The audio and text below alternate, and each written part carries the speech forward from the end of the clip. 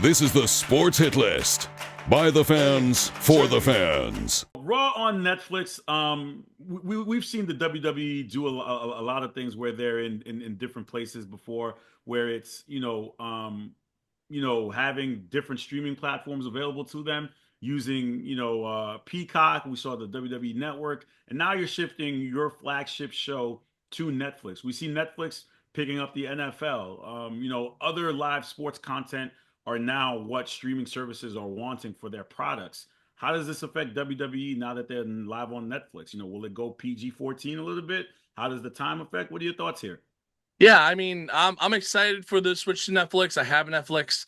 I'm interested to see like what the big changes are. With TV, you have to get out if the TV show's over at 10 o'clock. And I've been so impressed with WWE's ability to be like it's like 9:58 and the match is still going on, but then you get the finish, you get a little post match, and they're out at 10. I'm excited to see if stuff like that will extend further, like Saturday night's main event. It might have been purposeful, but if you watched on Saturday, they had a cut at 10, and then afterwards you didn't get to see Kevin Owens giving Cody Rhodes the pile driver. So will that continue on with Netflix? Will they just keep the cameras rolling? Will they just do it just for fun, just so you see Cody Rhodes after the match, giving high fives to the crowd? Is that going to be a hard out or a soft out? Also with the TV-14 you mentioned, I don't know if they're going to go to TV-14. I know Nick Khan said that it would remain family friendly, but the thing I'm looking forward to is not having those cuts of the crowd every 5 seconds because the crowd is chanting something that USA Network or previously Fox didn't want on their airwaves.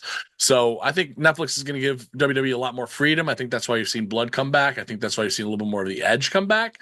But wrestling is one of those few exceptions because with live sports, I'm a little nervous of the playoffs going to streaming services because I don't want to have to buy 10 different streaming services. It's almost like getting cable again. But I have Netflix and I'm excited for Raw on Netflix. Excited to watch it in January. I think it's a great move. I mean, I'm always intrigued to see. I think the two things for me, like you said, are time wise. What are we going to do with the time? And also the kind of content. Because if you're going to Netflix, to me, that doesn't scream TV PG at that point. You have to be a little bit more edgier. You have to end up in TV 14. I'm not saying TVMA, but it'd be really difficult. And I get that they have sponsors and they have a little, but it's hard for me to see TV PG and keeping it a little bit clean being on a streaming platform where you're not answering to a network, where you don't you're a little bit more flexible with your content. As far as the time is concerned, you're absolutely right. There are times it's at 9:58, and I'm like, wait a minute, we still got time for one more. They do a great. The timing is executed excellent, and we know in media timing is everything. Yeah.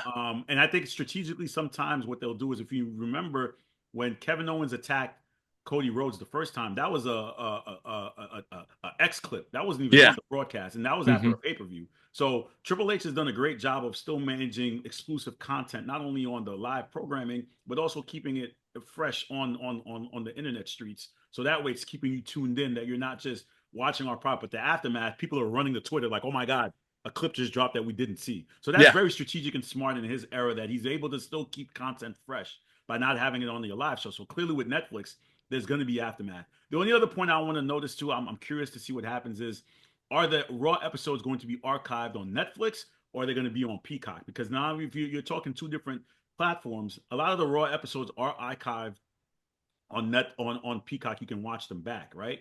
Yeah.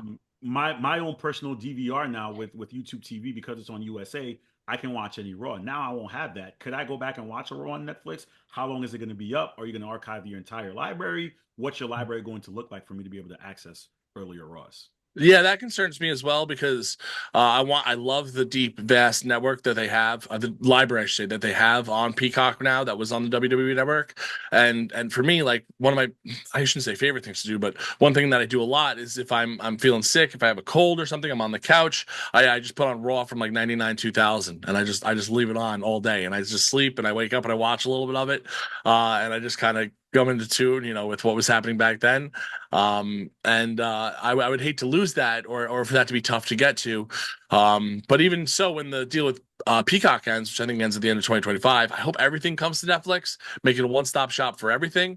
Because, I really like being able to go and say, hey, I want to watch an In Your House from 1997. I want to still have that availability. I would hate to lose that with losing the network and just having just Raw or SmackDown now on Netflix. So it comes up at the end of 2025, you said, right, for Peacock? I think, yeah, Peacock has it through the end of 2025. I think 2026 is when it runs out. Thanks for watching the Sports Hit List. Be sure to like, share, comment, and subscribe. In fact, do it now.